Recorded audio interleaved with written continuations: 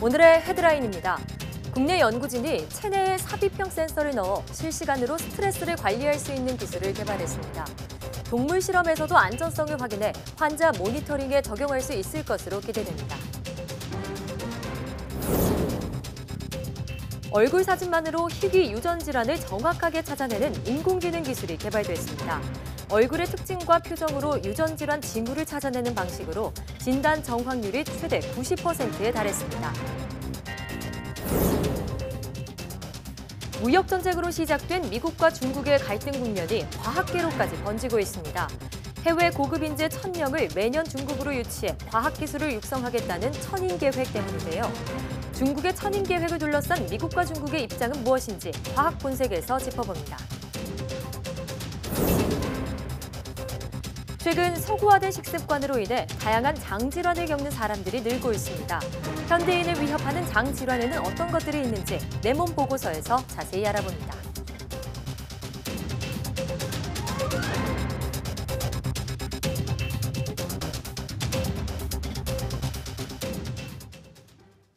여러분 안녕하십니까? 사이언스 투데이입니다. 흔히 스트레스를 만병의 근원이라고 하죠. 하지만 대다수 현대인은 항상 만성적인 스트레스에 노출되어 있는데요. 국내 연구진이 스트레스를 받으면 나오는 호르몬을 실시간으로 측정해 스트레스를 관리할 수 있는 기술을 개발했습니다. 이혜리 기자입니다. 우리 몸은 스트레스에 노출되면 코티솔이라는 호르몬을 배출합니다. 코티솔은 콩팥 위에 있는 부신에서 분비되는데 사람마다 심지어 같은 사람이라고 해도 시간에 따라 배출량이 달라집니다. 국내 연구진이 부신에 센서를 삽입해 스트레스를 관리할 수 있는 기술을 개발했습니다. 몸속에 심어놓은 센서를 통해 장기간 호르몬의 변화를 분석함으로써 스트레스에 만성적으로 노출되고 있는지 파악하는 겁니다. 반복적인 스트레스에 의해서 어떻게 점차적으로 레벨 자체가 평균적인 레벨 자체가 올라가고 있는가 이런 것들을 모니터링을 할 수 있어야 비로소 이제 스트레스가 나쁨 쪽으로 몸에 영향을 미치고 있다라는 것들을 알 수 있게 되는 겁니다. 동물 실험에서 안전성도 확인했습니다. 센서를 이식한 쥐는 9주 동안 정상적으로 활동했고 스트레스에 따른 호르몬 변화도 관찰됐습니다. 현재는 센서가 감지한 신호를 외부로 보내는데 케이블을 이용하지만 연구팀은 이를 무선 통신으로 대체할 계획입니다. 스스로 본인이 스트레스를 많이 받고 있고 그것들이 질병화된다는 것들을 놓치는 경우들이 굉장히 많습니다. 위기의 신호가 왔을 때 그것들을 적절히 대응할 수 있도록. 만성적인 스트레스로 인한 조울증과 우울증 등 현대인의 정신질환 위험이 점차 커지는 상황. 연구팀은 스트레스 호르몬에 대한 지속적인 모니터링을 통해 이런 위험을 줄일 수 있을 것으로 기대하고 있습니다. YTN 사이언스 이혜리입니다.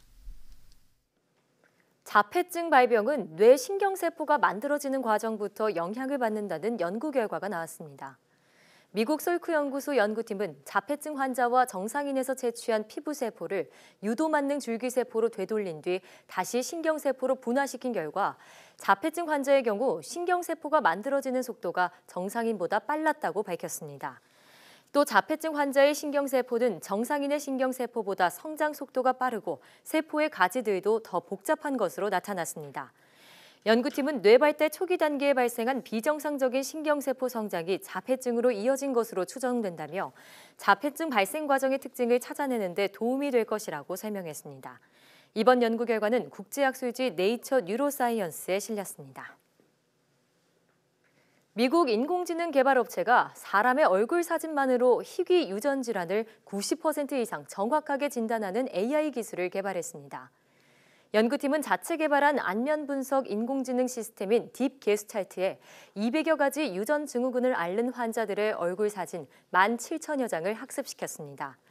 여기에 사진 500여 장을 보여주고 이들이 앓고 있을 가능성이 있는 유전 질환을 10개 제시하도록 했더니 AI가 90.6%의 정확도로 후보 질환을 진단했습니다. 5개의 후보 질환을 제시할 때는 85.4%, 1개를 제시할 때는 61.3%의 정확도를 보였습니다. 연구팀은 인공지능이 실제 임상에서 희귀 유전 증후군을 진단하는 데 도움이 될 수 있다는 것을 보여주는 결과라고 설명했습니다. 이번 연구 결과는 국제학술지 네이처 메디신에 실렸습니다.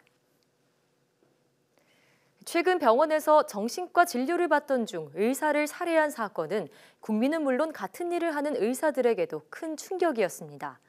그런데 폭언, 폭행에 생명의 위협까지 비슷한 경험을 하는 의사들이 많다는데요.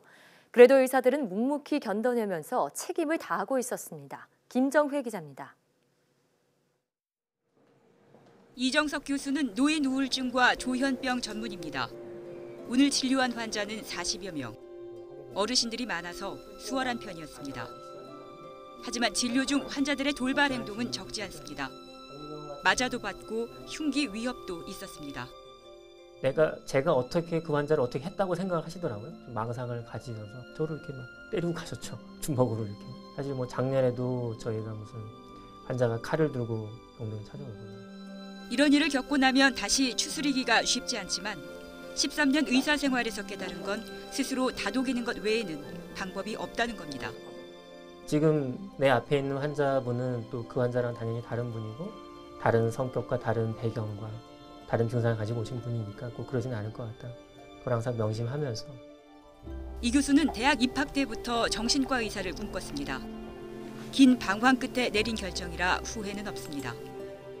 해결을 좀 못할 때도 있지만 어떻게든 뭐 100번 중에 100번 중에 1번이더라도 진짜 힘든 분에게 뭐 약간의 좀 길을 그냥 좀 보여드릴 수 있고 같이 그냥 길을 찾아보고 이런 과정 자체가 크게 보람이.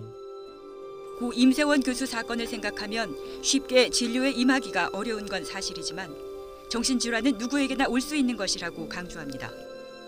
자기가 하고 있는 뭐 사회생활, 직업생활이 분명 어떤 정신적인 문제로 지장을 받을 정도가 된다. 예를 들면 잠을 못 자서 다음날 좀 일하기 어렵다거나 뭐 사람들을 만나는데 집중이 안 된다거나 그런 정도의 문제가 있다면 그건 분명히 좀 정신과 진료를 생각하셔야 돼요. 사건 이후 진료실 안전을 위한 법안은 잇따라 발의되고 있습니다. 이 교수는 중증 환자들에 대한 법안도 함께 고려되길 기대합니다.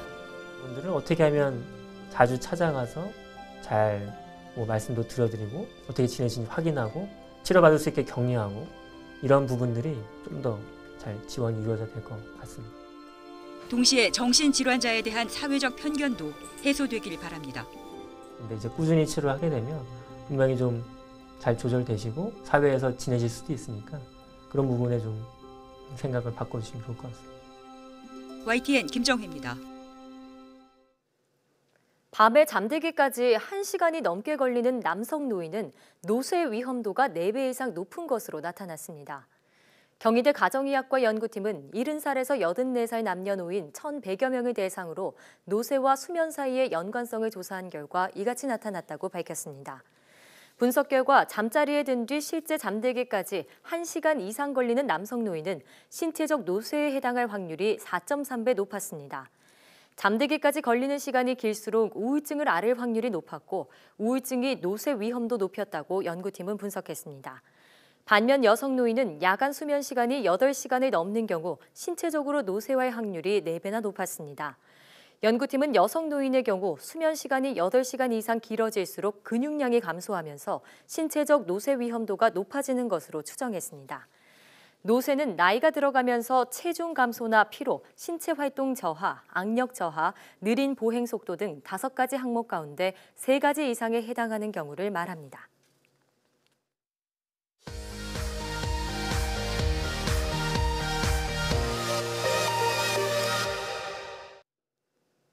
화제의 뉴스를 골라 과학 기자의 시선으로 분석하는 과학 본색 시간입니다. 오늘은 이성규 기자와 함께하겠습니다. 어서 오세요. 안녕하세요. 네, 오늘은 어떤 이야기 나눠볼까요?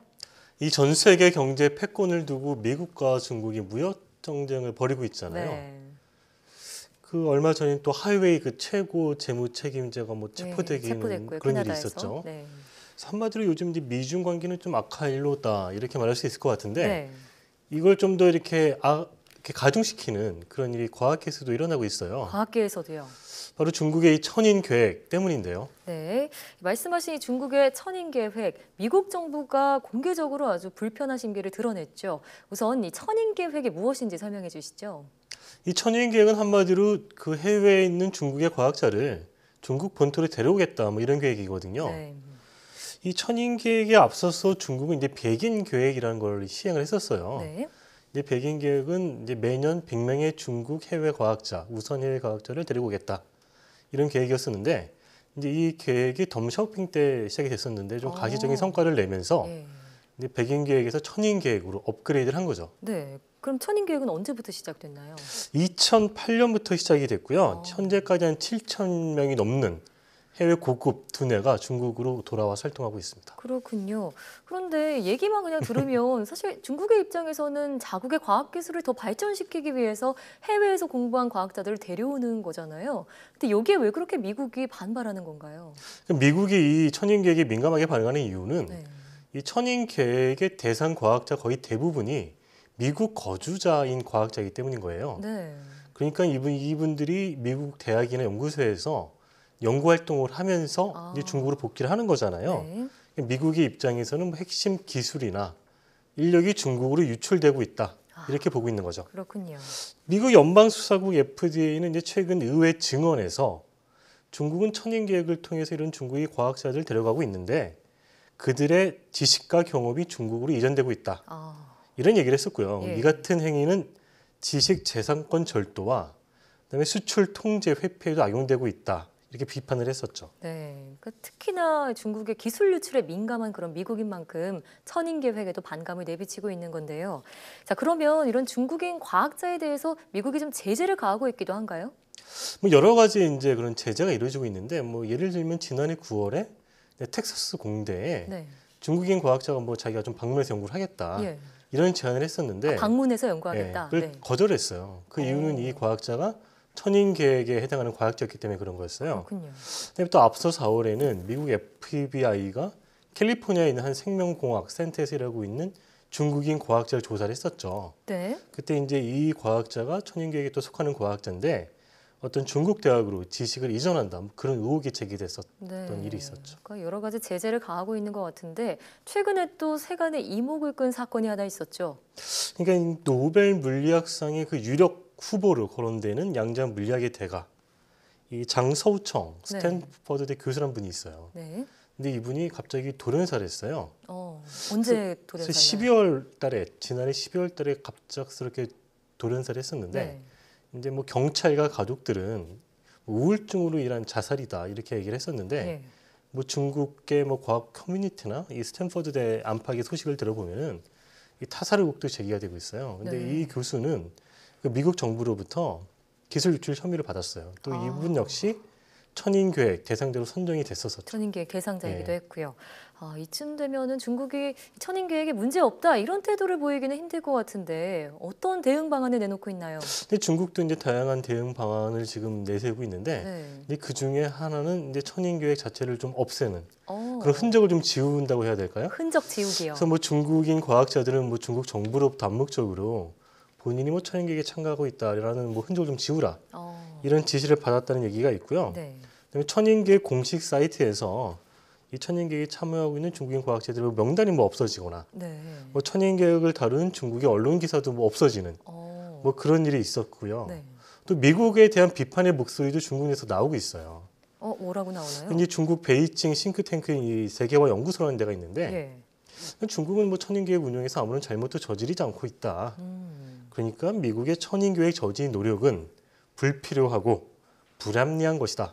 이렇게 비판을 하고 있습니다. 불필요하고 불합리한 것이다. 네. 말씀하신 중국의 세계화 연구소는 중국에서는 싱크탱크 역할을 네. 하는 곳이잖아요. 그러니까 중국 정부가 강하게 비판의 목소리를 냈다 이렇게 볼 수가 있는 건데, 근데 사실 연구자들 입장에서만 보면 어쨌든 정부가 좀 파격적인 대우를 해주니까 들어오는 거 아니겠습니까? 이런 부분은 좀 부러운 부분일 수도 있겠다는 생각이 드는데 우리나라의 경우는 어떤가요? 그러니까 앞서 이제 얘기하셨지만은 네. 중국 정부가 거의 최정상급의 대우를 해주고 있어요. 이 천인 계획에 따라서 중국으로 복귀한 과학자들한테는 뭐 연구 환경뿐만 아니라 뭐 자녀 교육 뭐 이런 것까지 다 거의 정상급의 대우를 해주고 있는데 네. 사실은 이제 국내의 경우에는 국내에도 이제 많이들 나가서 공부를 하잖아요. 네. 해외 연구하시는 분들이 국내에 잘 들어오려고 하질 않아요. 잘 들어오시지 않는군요. 결론부터 말씀드리면 예. 국내의 연구 환경이 자신들이 그 외국에서 연구할 때보다 훨씬 더 열악하기 때문인 거죠. 뭐 어떤 그런 대우나 이런 게 그래서 잘 돌아오기가 쉽지 않은 거고 네. 그래서 이 천인 계획을 가만히 들여다보면은 이런 지식 재산권 뭐 절도 이런 건 그냥 논란으로 치더라도 중국 정부가 어떤 그 해외 과학자를 육성하기 위한 그런 파격적인 혜택 이런 거는 우리가 한번 좀 고민해봐야 할 문제이지 않나 뭐 이렇게 네, 생각합니다. 네, 그렇습니다. 자, 다음 소식으로 넘어가 보세요. 갈수록 기대 수명이 높아지고 있잖아요. 그러다 보니까 이 건강한 노후를 보내는 것에 대해 사람들의 관심이 높은데, 자, 그래서 고령화를 극복하기 위한 해법과 관련한 내용을 준비하셨다고요? 형 고령화는 굉장히 우리나라가 빠르게 진행되고 있는 우리나라 사회는 그런 이제 나라 중에 하나인데 네. 이웃나라 일본은 이미 고령화가 엄청나게 진행이 됐죠. 네. 일본은 이미 전체 인구의 3분의 1 이상이 65세 이상 노령 인구이고 네. 벌써 2010년에 의료비에만 한 11조 원을 썼어요. 이게 엄청난 비용인 거죠. 예. 그래서 이 같은 인구 고령화와 막대한 의료비 지출을 막기 위해서 일본 정부는 이제 의료 혁신을 추진하고 있는데 네. 그 중심에 이 재생의학과 게놈의학이 있어요. 재생의학과 게놈의학이 게놈, 있다. 게놈. 네. 재생의학부터 일단 설명을 해주시죠. 여기서 말하는 재생의학이라는 거는 이제 뭐 세포를 재생한다 뭐 이런 뜻이거든요. 예. 그래서 노화된 세포를 뭐 새로운 걸로 바꾸겠다 뭐 이런 건데 이 재생의학 뭐 일본에서 말하는 이 재생의학의 어떤 핵심은 유두만능 줄기세포예요. 네. 이 유두만능 줄기세포는 그 성인의 피부 세포를 채취해 가지고 얘를 배아 줄기세포와 같은 능력을 가진 줄기세포로 이렇게 바꿨다. 그래서 네. 유두만능 줄기세포를 부르잖아요. 예. 그래서 이 일본의 그 야마나카 시냐 교토대 교수가 세계 최초로 이 유도만능 줄기세포를 만들었고 이에 대한 공로로 2012년에 노벨 생리의학상도 받았죠. 네. 그러니까 이제 일본이 유도만능 줄기세포 분야에서는 거의 뭐 전 세계 넘버원 수준이다. 세계 1위다. 이렇게 볼 수가 있어요. 예. 그래서 최근 이 교토대 연구팀은 이 유도만능 줄기세포를 이용해서 파킨슨병 네. 임상 시험도 진행을 했었죠. 그러면은 뭐 일본 정부가 이런 재생의학으로 고령화 해법을 좀 모색하겠다 이런 내용은 관련 내용을 조금 지원을 해주겠다 이런 뜻인가요? 뭐 어떤 연구비도 지원을 하고 네. 이게 이제 이런 임상 시험이 진행이 되려면 관련법이 정비가 돼야 돼요. 법정비요. 그래서 그런 법적으로도 많이 좀 이렇게 좀 풀어준다 이렇게 볼 수가 있는 거죠. 그렇군요. 그럼 두 번째로 게놈의학 역시 마찬가지라고 하셨는데 우선 게놈의학이 어떤 건가요? 게놈은 우리말로 하면 유전체잖아요. 예. 어떤 유전자의 총합. 게놈의학이라고 하는 거는 개인의 어떤 유전자를 분석을 해서 네. 그 유전자 정보에 따라서 맞춤 의학을 하겠다. 네. 뭐 이런 게 게놈의학인 거잖아요. 네. 그래서 이제 일본 정부가 생각하는 어떤 이 게놈의학은 이 개인의 유전자 정보에 근거한 암, 맞춤법, 치료법을 뭐 제시하겠다. 예. 이런 거죠. 일본 정부는 이제 일본은 정부 차원에서 이 암 게놈 의학을 지원하고 있는데요. 그 국립암연구센터를 통해서 유전체 등록도 의무화할 방침이에요. 뭐 이렇게 이제 그렇게 의무하게 되면은 이런 어떤 유전자 정보를 한 곳에 다 모을 수가 있잖아요. 암 예를 환자의 들면 유전자 정보를요. 암 환자의 유전자 정보 다 예. 분석을 한 다음에 네. 그게 개인 정보이기 때문에 이렇게 여러 가지 제약이 있는데 네. 그런 정보들을 다 모아서 어떤 유전자 뱅크를 만들면 어. 암 유전자 지도를 만들 수 있는 거고 네. 그런 걸로 이제 좀 맞춤 의학을 실현할 수가 있고 어. 더 어떤 개인에게 좀 더 잘 맞는 뭐 항암제가 무엇이냐 치료제까지도요. 예. 좀 찾을 수가 있는 거고 거기서 네. 더 나아가서 그런 유전자 정보를 바탕으로 새로운 신약도 개발할 수가 있는 건데 예. 뭐 그렇게 신약이 개발이 된다면은 그런 신약 개발은 좀 허가도 기존 신약보다 좀 빠르게 진행할 수 있도록 해주겠다. 뭐 그런 방침인 거죠. 그렇군요. 그 기술력을 바탕으로 고령화에 대비한 것뿐만 아니라 이 정부가 관련 법이나 제도까지 정비해 준다고 하니까 앞으로 어떤 기술력이 또 나올지 기대를 해보겠습니다. 오늘 과학 본색 잘 들었습니다.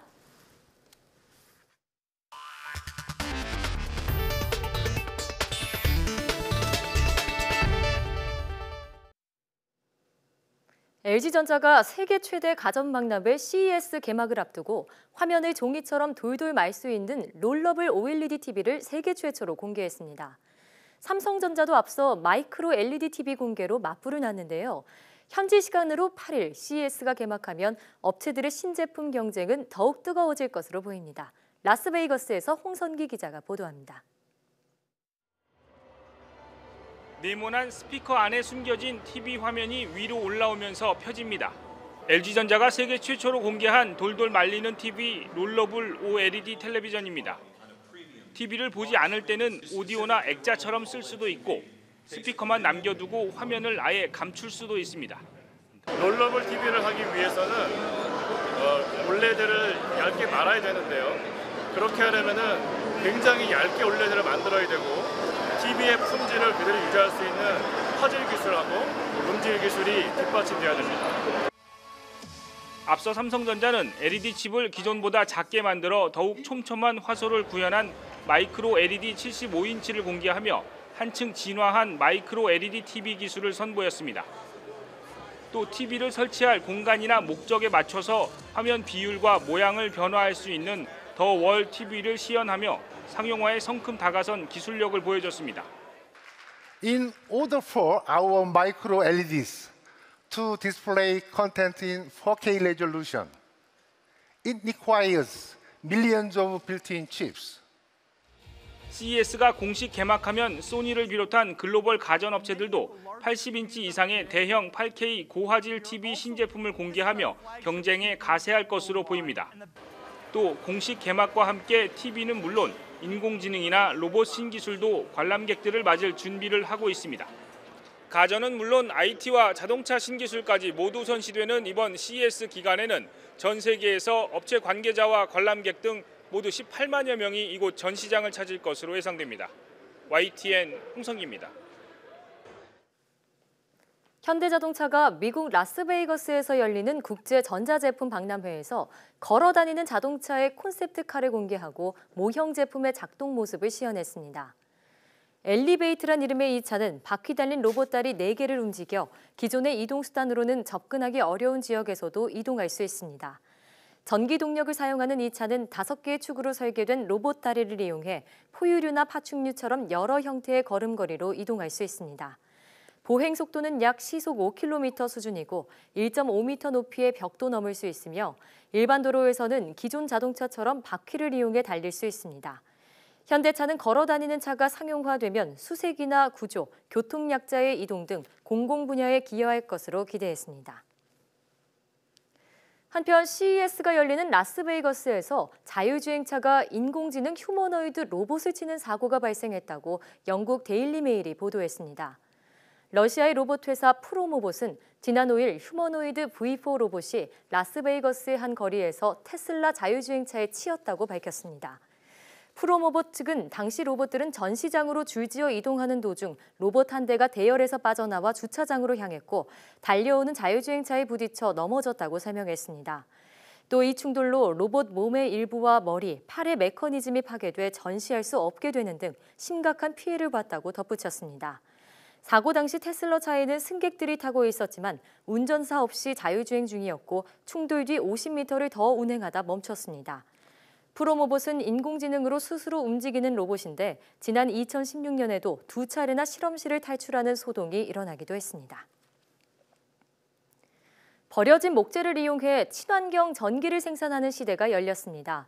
산림에서 얻는 바이오매스, 즉 생물 연료를 활용해 전기를 생산하고 동시에 산림 보호와 환경 보존에 도움을 줄 전망입니다. 이정우 기자입니다. 숲 가꾸기를 통해 나오는 나무 가지 등을 이용해 펠릿을 만드는 공장입니다. 이곳에서 처리하는 목재는 하루 1000여 톤. 연간 목재 펠릿 30만 톤을 생산하는 동양 최대 규모입니다. 수집 비용이 많이 들어 전국 산속에 남겨진 다양한 산림 바이오매스는 연간 400만 톤 규모로 산불과 산림 재해를 키우는 요인이 되고 있습니다. 이처럼 버려진 목재를 활용해 친환경 전기를 생산하는 길이 열렸습니다. 신재생 에너지 정부 지원이 확충돼 수입 목재 펠릿을 상대로 가격 경쟁력을 갖게 됐기 때문입니다. 국내에는 다양한 산림 자원이 분포를 하고 있고 그런 산림 자원들을 활용을 해서 친환경 전기를 생산을 함으로써 국내 목재 산업 발전에 큰 영향을 미칠 수 있다고 생각을 합니다. 우리나라 목재 펠릿 자급률은 5.7% 선, 수입액만 3,700억 원을 웃돌고 있습니다. 산속에 방치되고 있는 목재를 발전용 원료로 사용하면 산림을 보호하면서 환경 보존에도 도움을 줄 수 있습니다. 목재 펠릿의 원료를 안정적으로 공급할 수 있도록 전국에 인도시설을 늘리고 고성능 임업기계 보급 등 수집 비용 절감에도 주력할 계획입니다. 앞으로 2022년까지 100만 톤의 미이용 산림 바이오매스를 발전용으로 활용할 계획입니다. 이렇게 할 경우 약 1,500개 일자리도 만들어지고 생산 설비 투자 효과도 함께 발생될 것입니다. 산업화와 경제 발전을 이끌었던 우리의 목재 산업. 이제는 부산물을 활용해 신재생 에너지를 만들고 지역 경제를 이끄는 역할을 하고 있습니다. YTN 이정호입니다. 네, SNS와 같은 소셜미디어의 과도한 이용이 10대 우울증과 연관이 있으며 특히 여성이 더 심한 것으로 나타났습니다. 영국 유니버시티 칼리지 런던 연구팀은 만 14살 청소년 만여 명을 대상으로 설문조사한 결과 이렇게 나타났다고 밝혔습니다. 조사 결과 소셜미디어를 하루 5시간 이상 쓰는 청소년과 1시간에서 3시간 쓰는 청소년을 비교했더니 앞그룹의 경우 우울증이 있다고 답한 응답이 여성은 50%, 남성은 35% 더 많은 것으로 나타났습니다. 연구팀은 남녀 모두 소셜미디어를 많이 쓰면 정신건강에 문제가 생길 확률이 높아지지만 여성이 더 높게 나타난 것은 놀라운 결과라고 설명했습니다.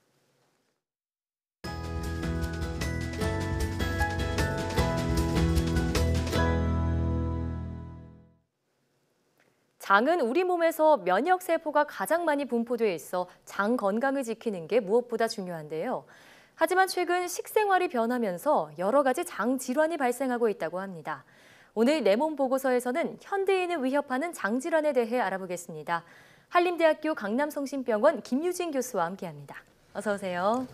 안녕하세요. 네, 사실 뭐 제 가족 중에도 있고요, 친구들 중에도 있고요. 뭐 밥을 먹으면 바로 화장실에 가거나 특히 뭐 매운 음식, 술 같은 거 먹었을 때 화장실 가게 된다 이런 말 하는 분들이 많거든요. 이게 바로 장 질환인가요? 예, 이게 소화기내과를 찾아오시는 분들이 많이 이런 증상으로 찾아오시는데요. 네네. 과민성 장증후군이라고 부릅니다. 이제 과민성 장증후군은 이제 복통이 있고 복부 불편감이 있고 네. 복부 팽만감이 있고 설사, 이제 변비 같은 증상이 있지만 이제 내시경 검사를 해도 이상이 없고 초음파나 복부 CT를 해도 이상이 없는 경우를 말하는 거고요. 이제 굉장히 이제 유병률이 높은 흔한 질환이기 때문에 주변에서 많이 볼 수 있고요. 네. 근데 이제 큰 병은 아니지만 이제 일의 능률이 많이 떨어지고 삶의 질이 떨어질 수가 있습니다. 그렇군요. 그러니까 긴장하거나 왜 신경 쓰는 일 있으면 화장실 자주 가게 되는 사람들 이런 경우는 저도 있고요. 많은 분들이 겪으셨을 때 이게 뭐 특정 질환이 있는, 그러니까 병명이 있는 질환으로 볼 수 있겠네요. 과민성 장증후군이라는요. 예, 그렇습니다. 네, 그렇군요. 근데 이게 흔한 질환이라고 하셨는데 또 최근에는 증가 추세라고요. 예, 그렇습니다. 이제 건강보험 심사평가원 이제 자료에 의하면 이제 2014년에는 약 146만 명이 발병한 것으로 나타났고요. 2016년에는 157만 명으로 이게 해가 갈수록 계속 증가를 하고 있습니다. 그러네요. 예. 네. 자, 그러니까 뭐 거의 현대인의 고질병이다 이렇게 볼 수 있겠는데요. 근데 말씀하셨다시피 뭐 특정 이상 징후가 없으니까 이건 뭐 어떻게 하면 과민성 장증후군인지 판단하기가 좀 어려울 것 같은데요. 예. 근데 이게 진단 기준이 사실은 따로 있습니다. 이제 로마 기준이라고 하는데요. 이제 증상이 최소 6개월 전에 시작을 했어야 되고요. 네. 지난 3개월 동안에 최소 일주일 동안 평균 한 번 이상은 증상이 있어야 되고요. 네. 이제 이거를 반드시 만족을 하면서 이제 변의 횟수가 증가하거나, 그러니까 설사를 하거나 이제 변비가 생기거나 변이 물러지거나 아니면 너무 딱딱하거나 아니면 이제 그리고 변을 본 다음에는 이제 증상이 없어지는 이 3가지 중에 2가지를 만족을 해야지 진단을 하고 있습니다. 네. 이제 근데 이제 만약에 50세 이상인데 이제 내시경 한 번도 한 적이 없다든지 이제 빈혈이 있다든지 이제 뭐 혈변이 있다든지 체중 감소가 있다든지 그런 좀 심각한 증상이 있는 경우는 이제 검사를 먼저 시행을 하고 과민성 대장증후군 외에 다른 질환을 먼저 생각을 하셔야 되겠습니다. 네. 그러니까 뭐 배변 증상에 특별한 이상이 없더라도 건강 검진을 받는 경우가 좋은 경우가 있는 거네요. 예. 특히 50세 이상은 그렇습니다. 50세 이상일 경우 특히나. 그렇습니다. 네. 자, 물론 또 개개인마다 다 발병 원인은 다르겠지만요. 이런 과민성 장증후군 왜 나타나는 건가요? 네. 이전에는 다 신경성으로 생각을 했는데 최근에는 이제 신경성 외에 다른 원인들이 있을 것으로 이제 한두 가지씩 더 밝혀지고 있거든요. 이제 일단은 이제 제일 흔한 거는 신경성이고 이제 그러니까 뇌와 장이 사실은 이제 연결이 돼 있습니다. 이제 뇌와 장이 이제 그 상호 작용을 하게 되는데 이제 스트레스를 받게 되면 이제 장 증상으로 나타나는 거거든요. 이제 그래서 뭐 장 운동이 좀 빨라지기도 하고 이제 신경 물질 때문에 장 운동이 느려지기도 해서 이제 증상이 나타날 수가 있습니다. 근데 그 외에도 뭐 요즘에는 이제 스트레스가 뇌가 원인이 아니고 장 자체가 원인이다 이런 게 밝혀지고 있는데 일단 뭐 대표적인 게 이제 그 장염을 앓고 난 후에 이제 발병하는 경우가 있거든요. 근데 이제 이런 경우는 이제 장염 후 과민성 장증후군이라고 따로 이름을 붙이는데 이 경우는 이제 미세한 장 점막에 염증을 관찰을 할 수가 있어요. 그래서 다른 염증이 계속되는 건가요? 예, 그렇습니다. 그래서 좀 다른 병태 생리로 생각을 하고 있고 또 하나는 요즘 뭐 장내 세균총, 요즘에는 사실 장내 세균물이라는 말을 더 쓰고 있는데요. 이제 그게 다양성이 많이 변하는 경우가 있습니다. 그래서 이제 뭐 나쁜 세균총이 조금 더 많이 증가를 해서 가스를 많이 생성한다든지 이게 병태생리 중에 하나로 또 설명이 되고 있습니다. 나쁜 세균총 때문일 수 있고요. 예, 쉽게 말하면 그렇습니다. 그렇군요. 또 다른 원인이 있나요? 좀 장 자체의 민감도, 그러니까 사실 가스가 많지가 않은데 가스가 굉장히 많이 찬 것처럼 느끼시는 분들이 있거든요. 이거는 장내 그 점막의 민감도라고 설명을 하고 있습니다. 민감도요? 예, 그렇습니다. 그러니까 민감도가 높은 분들일수록 트러블이라고 해야 되나요? 많이 느낄 수가 있는 거죠. 그렇군요. 그러니까 스트레스뿐만이 아니라 여러 가지 원인이 있는 건데요. 자, 그러면 이런 과민성 장증후군을 예방하는 방법도 따로 있을까요? 일단 증상을 조금 경감시키기 위해서는 이제 식이 조절이 일단은 제일 쉽고 효과적인 방법이라 할 수 있겠는데요. 일단 뭐 인스턴트라든지 그다음에 과식, 자극적인 음식을 좀 피해야 되겠고요. 이제 육류를 드실 때는 이제 채소를 같이 드시는 게 좋겠습니다. 채소와 육류를요? 예, 그렇습니다. 그리고 이제 포드맵 식품이라고 이제 그 장에 잘 흡수가 되지 않는 당 성분을 갖고 있는 음식을 말하는데요. 이제 포드맵은 이제 이당류, 이제 다당류를 말하는 거고, 이제 소장에서 완전히 흡수가 되지 않고 대장에서 이제 쉽게 분해가 돼가지고 가스를 생성하는 그런 음식들이기 때문에 이제 증상을 악화시키는 걸로 알고 있고요. 이제 저포드맵 시기를 권장을 하고 있습니다. 이제 포드맵이 많이 포함된 음식은 이제 생마늘이라든지 콩류, 우유, 그다음에 사과, 수박 같은 것들이 있습니다. 일반적으로 좀 몸에 좋다고 알려진 음식들도 있는데 이런 음식들은 과민성 장증후군 환자분들이 섭취하실 땐 주의를 해야겠네요. 예, 그렇습니다. 네. 자, 이 외에도 또 다양한 장 염증성 질환들이 있을 것 같은데요. 어떤 것들이 있을까요? 그러니까 과민성 장증후군은 이제 실제적으로 검사를 해보면 이상이 없는 경우이지만 실제로 이제 장 점막 자체가 계속 염증이 있는 상태가 지속되는 병이 있거든요. 일단 이거 염증성 장질환이라고 지칭하고 있고요. 이제 궤양성 대장염, 그다음에 크론병 이렇게 두 가지가 있습니다. 그래서 이렇게 뭐 크론병이나 이제 궤양성 대장염 같은 경우는 이제 좀 심한 경우는 혈변이 나오게 되는데 이제 항문에서 이제 치질에서 나오는 출혈로 오인을 하고 좀 대수롭지 않게 여길 수도 있는데 장에서 나오는 거죠? 예, 그렇습니다. 장 점막에서 나오는 거고요. 먼저 이제 궤양성 대장염을 먼저 설명드리자면 이제 직장을 반드시 침범을 하고 대장에만 염증이 있는 경우이고요. 이제 크론병은 이제 입에서 항문까지 소화기계 다 어디든지 침범을 할 수가 있습니다. 범위가 훨씬 넓으네요. 네, 그렇습니다. 그렇군요. 예.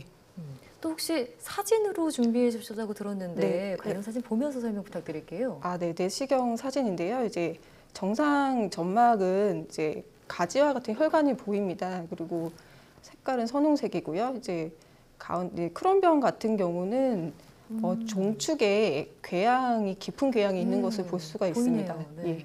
그리고 궤양성 대장염 같은 경우는 좀 더 혈관이 보이지 않고 중증도에 따라 좀 모양이 다를 수가 있는데 출혈이 있을 수도 있고요. 이제 궤양이 있을 수도 있습니다. 저 이렇게 사진으로만 딱 봐도 장내가 심각한 상황이라는 게 보이는데 자, 무엇보다 조기 검진이 중요할 것 같습니다. 근데 이런 염증성 장질환 그냥 내버려 둔다면 혹시 대장암 발생률이 좀 높아질 수도 있을까요? 예, 그렇습니다. 이제 염증성 장질환 자체가 이제 이완 기간이 길어지면은 대장암 발병이 올라가게 되거든요. 그리고 이제 병 자체도 그렇지만 이제 염증이 방치된 채로 좀 조절이 안 될 경우는 대장암 리스크가 더 올라가게 되거든요. 그래서 일단 진단이 된다면은 염증을 조절하기 위해서 충분히 치료를 하시는 것이 좋겠습니다. 자, 그렇군요. 정말 평소의 습관도 좀 중요하겠지만 스트레스를 덜 받고 식습관 관리 무엇보다 잘 관리해야겠다는 생각이 드네요. 자, 지금까지 한림대학교 강남성심병원 소화기내과 김유진 교수와 함께했습니다. 오늘 말씀 고맙습니다.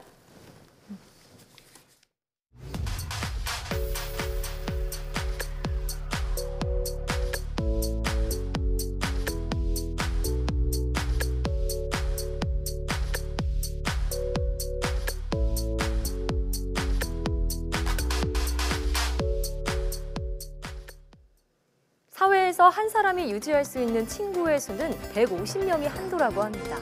그러나 SNS에선 이보다 훨씬 많은 이들과 친구 관계를 맺고 있죠. 하지만 SNS에서 남들의 화려하고 행복한 일상을 보다 보면 스스로가 불행하게 느껴지는 SNS 우울증에 빠질 수가 있는데요. 가상의 온라인 속 관계도 중요하지만 현실의 나와 주변에 더 관심을 기울이는 건 어떨까요? 사이언스 투데이 오늘 저희가 준비한 소식은 여기까지입니다. 함께해 주신 여러분 고맙습니다.